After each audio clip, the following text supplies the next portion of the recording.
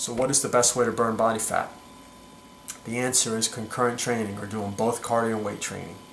Oddly, this actually supports the goals of everyday people.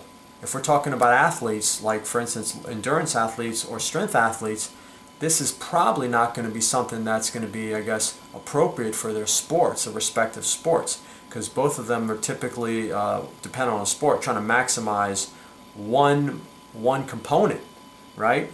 VO2 max or maximal strength or power, right?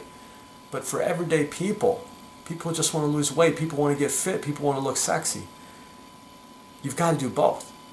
The research is showing this, and what's interesting about this is actually you burn more fat doing both than doing weight training alone, or if you do cardio alone. This is I kind of touched on this earlier in this video about the synergistic effect of things, how things work better in combination than they do in isolation. Well, this is true here. Several studies have shown that concurrent training is the hands down best way to optimize body composition, to burn belly fat, visceral fat was what it's called, as well as just overall body fatness, and it's the best way to do it, because you're hitting it from it's kind of like you're hitting it from top to bottom. This was like, I used to call this a double-edged sword. I used to call this a double-edged sword theory. Like, think of this as being like the skin. My top hand is the skin that's over your muscle, and the bottom hand is the actual muscle, and in between is like the subcutaneous body fat, right? So what I like to think of is when you do cardio, you're burning fat this way, right? But here's your muscle. You're not doing anything to it, so you still have a space there, right? In fact, sometimes you may even decrease muscle, so you actually almost increase the space. That's what happens. We call that skinny fat, right? Someone who does a lot of cardio, but they're kind of like still like jiggly and they're kind of like soft. It's called skinny fat, right? You could actually start to degrade muscle. Now, here's a person who just does weights. Okay, you start to burn fat, but you're not doing cardio, and maybe you're not eating as clean, right?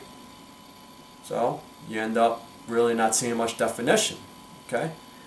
Now, the exception to the rule, I'm going to talk about that, but this is everyday people. This is realistic here. This is practical. Now, if you do both, if you do cardio and no, it comes up. It comes up when you do weights and cardio. When you do weights too, you're going to either increase muscle or you're going to preserve it. But what you're not going to do is, remember how I showed you the cardio, you burn fat here and then you start to degrade muscle and it kind of increases the space again, you get skinny fat. When you do weights, you can, the muscle is going to stay how it is, or it increases. So now you get even leaner.